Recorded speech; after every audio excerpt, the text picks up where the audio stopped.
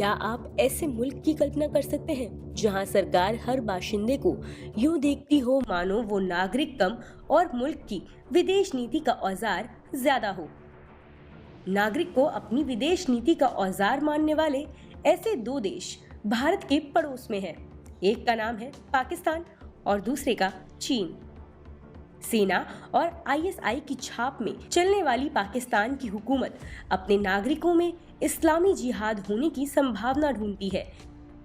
जिहादी रंगूटों की भर्ती के लिए वहां तरह तरह के लश्कर हैं, जैसे लश्कर तैयबा, लश्कर उमर, सिपाही सहबा।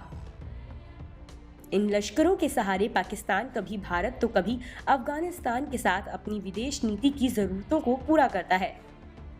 चीन की अपनी साम्यवादी सरकार भी यही करती है, लेकिन पाकिस्तान की तरह नहीं।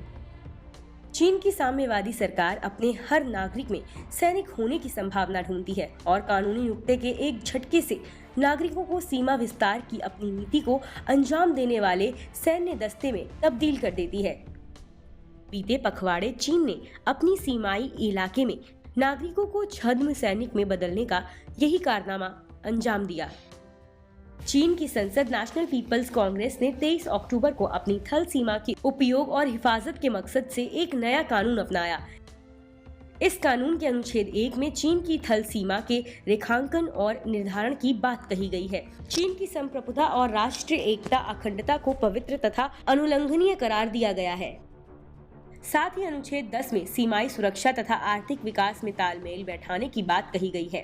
दूसरे शब्दों में कहें तो कानून सिर्फ सीमा रेखा की सुरक्षा और सुरक्षा जरूरतों के मद्देनजर होने वाले सैन्य निर्माण कार्य भर की बात नहीं कहता, बल्कि सीमा इलाके में व्यापारिक अथवा नागरिक सुविधाओं की नीयत से होने वाले विकास कार्यों और चीन की एकता अखंडता के सवाल को भी इसमें मिला घुला देता है। नया कानून 1 जनवरी 2022 से लागू हो रहा है। इस कानून के मुताबिक चीन सरकार की जिम्मेदारी होगी कि वे सीमावर्ती इलाकों की सुरक्षा के मद्देनजर होने वाले निर्माण कार्यों में मजबूती लाने के लिए कारगर कदम उठाए। सरकार को सीमावर्ती इलाकों के आर्थिक और सामाजिक विकास में मदद देनी होगी और बाहरी दुनिया से संपर्क साधन के रास्ते खोलने होंगे। साथ ही चीनी राजसत्ता को सीमा रेखा को मजबूत करने के प्रयासों को बढ़ावा देना होगा और सीमावर्ती इलाके में रहने वाले अपने बाशिंदों की जिंदगी खुशहाल बनाने के प्रयास करने होंगे। इन बातों से लग सकता है कि कानून बेशक नया हो, लेकिन इसमें ऐसी कोई बात नहीं जो चीन की सरकार पहले से ना करती आई हो। लेकिन नए कानून के उद्देश्यों को भारत चीन सीमा विवाद की रोशनी में पढ़ने पर इसका ये छिपा हुआ दूसरा पहलू उजागर हो सकता है। एक तो नया कानून चौंकाने वाला माना जाएगा, क्योंकि आधुनिक चीन के इतिहास में ऐसा कानून पहली बार बना है जिसमें सीमावर्ती इलाकों को लेकर चीन की संसद ने राजसत्ता पर विशेष जिम्मेदारियां दी गई हैं। जाहिर है नया कानून चीन की थल सीमा से संबंधित किसी नई सोच का संकेत है। ये नई सोच क्या हो सकती है? भारत को छोड़ ऐसा कोई देश नहीं जिसके साथ चीन की थल सीमा रेखा अप्रभाषित हो। ये सिर्फ भारत है जिसके साथ बार बार चीन सीमा विवाद में उलझता है और सीमा का अतिक्रमण करता है।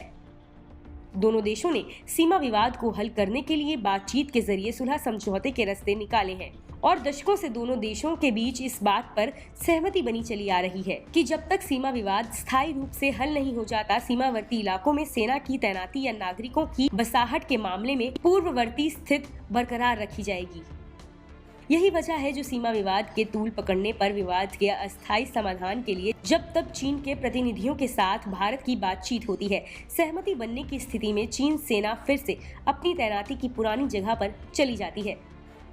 पूर्ववर्ती स्थिति बरकरार रखने की चीन की ये बाध्यता नया कानून बन जाने के बाद खत्म हो गई है। नए कानून की ओट लेकर चीन भारत से लगते आए सीमाई इलाके में नई बस्तियां बसा सकता है, नए ढांचे खड़े कर सकता है और इस क्रम में भारतीय इलाके में अतिक्रमण कर जमीन कब्जा सकता है।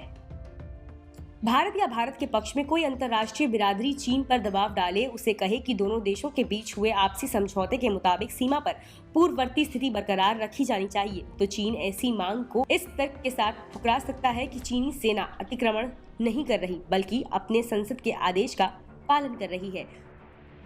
दूसरी बात, नए कानून से चीन के पास अपने नागरिकों को छद्म सैनिक में बदलने का एक बहाना मिल गया है। चूंकि नया कानून सीमाई इलाके में नई बसाहट और नागरिकों की जिंदगी खुशहाल बनाने के लिए सार्वजनिक सुविधाओं के ढांचे खड़े करने की इजाजत देता है, सो चीन इस बहाने से भारत से लगते सीमाई इलाके में जमीन कब्जाने का जिम्मा अपने नागरिकों पर डाल सकता है। अभी तक ये काम उसकी सेना करती आई है, लेकिन नए कानून के बाद चीन जोर जबरदस्ती जमीन कब्जाने का काम नागरिकों से ले सकता है, जिसमें सेना पीछे से मददगार रहेगी।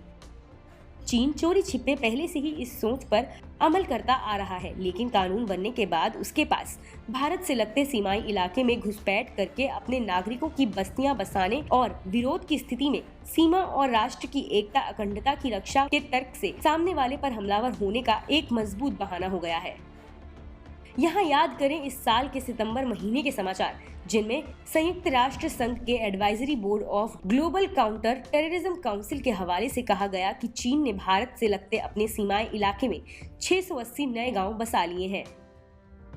इस समाचार के मुताबिक नए गांव बसाना चीन की खुफिया और सैन्य गतिविधियों की ओट लेकर चलाने का एक बहाना है, क्योंकि चीन के इन नए और तथाकथित स्मृत गांव के निवासी स्थायी भारतीय निवासियों के बीच चीनी जीवन शैली के बेहतर होने का प्रचार करते हैं और इस क्रम स्थायी आबादी में भारत विरोधी मनोदशा के निर्माण में सहायक होते हैं। नए कानून में चूंकि सीमा इलाके में बस्तियां बसाने और पूरे इलाके को समृद्ध बनाने की बात कही गई है, ऐसे चालाकी भरे प्रावधान के बाद एक तो चीन पर सैन्य अतिक्रमण के आरोप लगाना मुश्किल होगा और दूसरा चीन के लिए कहना आसान हो जाएगा कि जहां तक चीनी नागरिकों की बस्तियां हैं वहां तक की जमीन के बारे में अब कोई बातचीत नहीं हो सकती, क्योंकि ऐसा करने पर एक तो चीन संसद के बनाए गए कानून का उल्लंघन होगा, दूसरा नागरिकों के विस्थापन से उनके हित प्रभावित होंगे। तनातनी के इस हालिया संदर्भ में चीन के नए कानून की मंशा को पढ़ने की कोशिश करें तो नजर आएगा कि चीन अब सीमा विवाद को बातचीत के जरिए हल करने को इच्छुक नहीं है। नया कानून चीन के अतिक्रमणकारी रुख को स्थायी बनाने और अतिक्रमण में सेना के साथ नागरिकों को शामिल करने की उसकी नई सोच का हिस्सा है।